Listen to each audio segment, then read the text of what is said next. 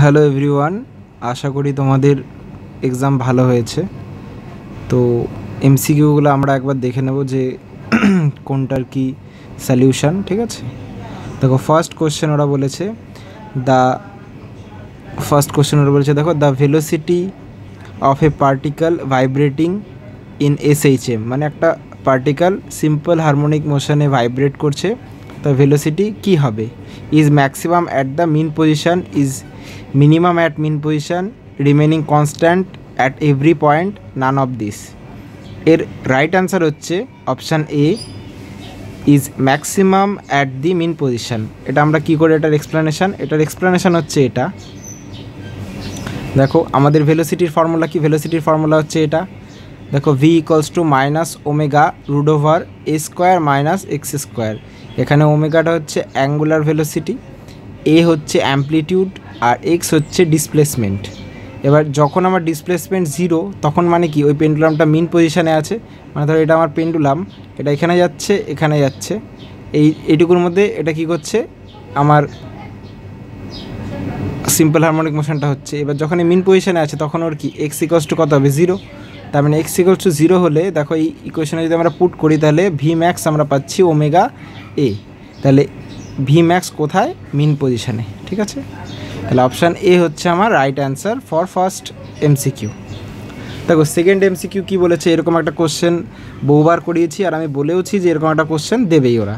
তাহলে এরকম একটা কোশ্চেন দিয়েছে দেখো, ওয়াই ইকুয়ালস টু একটা ইকুয়েশন দিয়েছে 6 sin 2π/7 ব্র্যাকেটের মধ্যে 14t মাইনাস এক্স। এবার এখান থেকে ওরা কী বের করতে বলেছে? Frequency and amplitude. দেখো অ্যাম্পলিটিউড আমরা জানি এই 6টাই অ্যাম্পলিটিউড হবে। ঠিক আছে, তাহলে 6 যেটা দ্বিতীয় পজিশনে আছে সেটা হবে। এবার ফ্রিকোয়েন্সিটা বের করতে হবে। ফ্রিকোয়েন্সিটা আমরা কী করে পাবো? ফ্রিকোয়েন্সিটা দেখো আমরা কালকে ওরকম একটা অঙ্ক করেছিলাম, ওমেগা টি ইকুয়ালস টু কী হবে? এই টোটাল জিনিসটা। তাহলে এখান থেকে দেখো 2π আমরা কেটে দিতে পারি, টি আমরা কেটে দিতে পারি, 7 দিয়ে 14কে কাটলে 2 বেঁচে থাকে। তাহলে এফ ইকুয়ালস টু আমরা কত পাচ্ছি? 2 হার্জ। এফ ইকুয়ালস টু আমরা পাচ্ছি 2 হার্জ। আর দেখো অ্যাম্পলিটিউডটা আমাদের কত? এই ইকুয়েশন থেকে আমরা জানি 6। তাহলে 2,6 option B is the correct answer. আশা করি বুঝতে পেরেছ। দেখো 3 নম্বর কোশ্চেনটা বলেছে, এটা একটা theoretical question, the wavelength of the ultrasonic sound, এটা option B correct answer, is less compare to audible sound. ঠিক আছে, নেক্সট কোশ্চেন দেখো, focal length of a convex lens is 20 centimetre, the power of the lens. ঠিক আছে, এবার দেখো এটার যে অ্যান্সার দেখো, ফর্মুলাটা কি? যদি সিজিএসএ দেওয়া থাকে তাহলে 100/f করলাম, বসালাম, আমাদের 5 বেরোলো। তাহলে +5 কেন হচ্ছে? কারণ আমরা জানি কনভেক্স লেন্স এরকমভাবে দেখতে হয়, এই দিকটাতে আমার হয় অ্যাকচুয়ালি ফোকাসটা। তাহলে এই দিকে যখন যাচ্ছে তাহলে আমার লাইটের দিকে, তাহলে পজিটিভ হবে, সেই জন্য আমরা নিয়েছি +5 ডায়োপ্টার। আশা করি বোঝা গেছে। 4 নাম্বারের অ্যান্সার কোনটা হবে? তাহলে অপশান এ। 5 নাম্বারটা দেখো, কোশ্চেনটা কি বলেছে, for which colour of light the refractive index of A medium is maximum. কোন কালারের জন্য? ভায়োলেট কালারের জন্য। ঠিক আছে, কারণ ভায়োলেট কালারের যে ল্যামডা এটা সব থেকে মিনিমাম হয়, ওর যে ফ্রিকোয়েন্সি এটা ম্যাক্সিমাম হয়।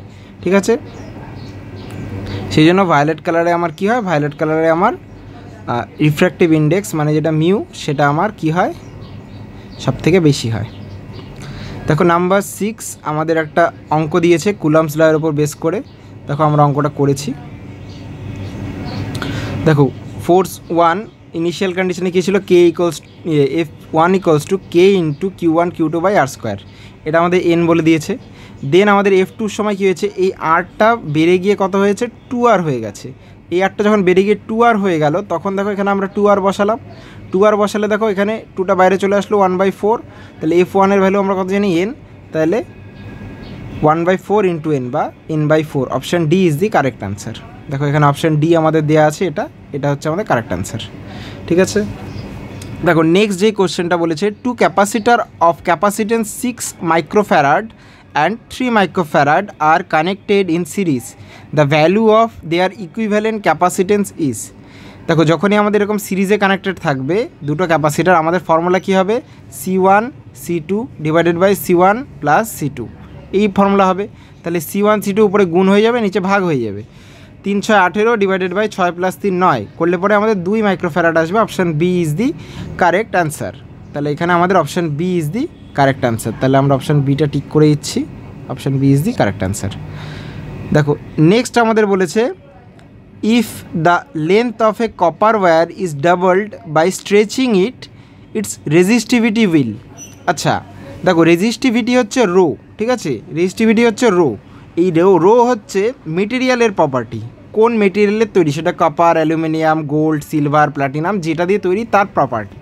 এবার তুমি যদি সেটাকে স্ট্রেচ করো, কম্প্রেস করো, যাই করো, তার মেটেরিয়ালের প্রপার্টি ইনিশিয়ালি অত তাড়াতাড়ি চেঞ্জ হয় না। তাহলে এই যে রোটা এটা প্রায় কনস্ট্যান্টই থাকবে, ঠিক আছে।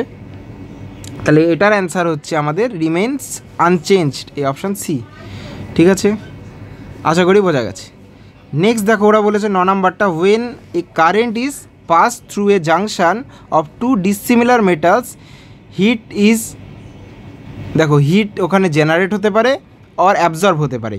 এই যে প্রসেসটা এটা কিন্তু পেল্টিয়ার এফেক্টে দেখা যায়। এর উল্টো যদি হয়, যদি আমরা হিট দিই দুটো ডিসিমিলার মেটালে কোনো একটা জাংশানে, তাহলে সেখানে আমরা সিব্যাক এফেক্টের ফলে সেখানে আমাদের ভোল্টেজ জেনারেট হয়। সিব্যাক এফেক্টের জাস্ট অপোজিট হচ্ছে পেল্টিয়ার এফেক্ট, আই গেস বোঝা যাচ্ছে।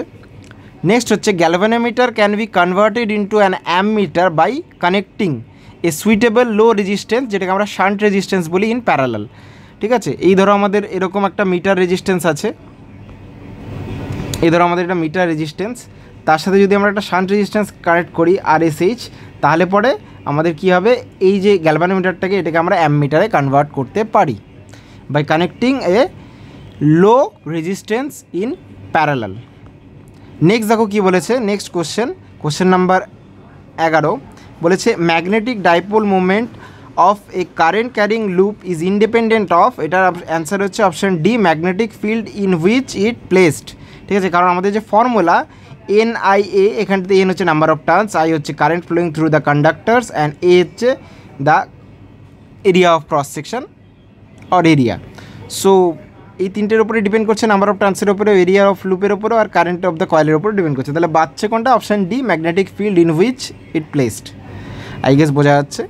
নেক্সট হচ্ছে 12 নম্বর কোশ্চেন। 12 নম্বর কোশ্চেনের অ্যান্সার হচ্ছে 10.2 ইলেকট্রন ভোল্ট, ঠিক আছে। এটা কালকে আমি একটা কোশ্চেন করিয়েছিলাম, ফার্স্ট এনার্জি স্টেটের থেকে যদি মানে ফার্স্ট এনার্জি স্টেটে যদি যায়, তাহলে ই ইকুয়ালস টু আমরা কী লিখেছিলাম, আমাদের ফর্মুলা ছিল কালকে E equals to minus 13.6 divided by n square. তাহলে এটা যদি আমাদের ফার্স্ট হয় তাহলে এখানে 1 হবে, তাহলে ফার্স্ট স্টেজে কত হবে, 13.6 ইলেকট্রন ভোল্ট হবে। এটা যদি তখন 2 হবে, এটা E1, E2 তাহলে আমাদের কত হবে, E2 কত হবে, minus 13.6 divided by n square, যদি 2 লিখি তাহলে 4 হয়ে যাবে, তাহলে এটা আমাদের হচ্ছে মাইনাস 3.4 ইলেকট্রন ভোল্ট। তাহলে এই দুটো যে ডিফারেন্স সেটা কত, সেটা হচ্ছে প্লাস 10.2 ইলেকট্রন ভোল্ট। তাহলে অপশান কোনটা কারেক্ট হচ্ছে, 10.2, option B, option B is the correct option, ঠিক আছে, হয়ে গেল। নেক্সট হচ্ছে X ray tube the penetrating power of the X ray can be increased by, X ray penetrating power আমরা কী করে ইনক্রিজ করতে পারবো, ইনক্রিজিং দ্য ফিলামেন্ট ভোল্টেজ, ঠিক আছে, আশা করি বোঝা যাচ্ছে। আচ্ছা এন টাইপ সেমিকন্ডাক্টর আমরা কী করে পাই, ফসফরাস মানে পেন্টাভ্যালেন্ট যাদের থাকে, যেমন নাইট্রোজেনের নিচে যেগুলো থাকে, নাইট্রোজেনের 2,7 আর ফসফরাসের কত, ফসফরাসের 2,8,7, তাই তো। আচ্ছা লাস্ট হচ্ছে ট্রানজিস্টারের বেস কী হয়, লাইটলি ডোপড হয়, এটা কাল রাতেও আমি করিয়েছিলাম। তাহলে আশা করি তোমাদের ভালো হয়েছে পরীক্ষা। তো সব এমসিকিউ মোটামুটি বলে দিলাম কোনটা কী অ্যান্সার হবে। এই সবগুলোর মধ্যে তোমাদের 10টা করতে হতো, আশা করি পেরেছো। চলো থ্যাংক ইউ।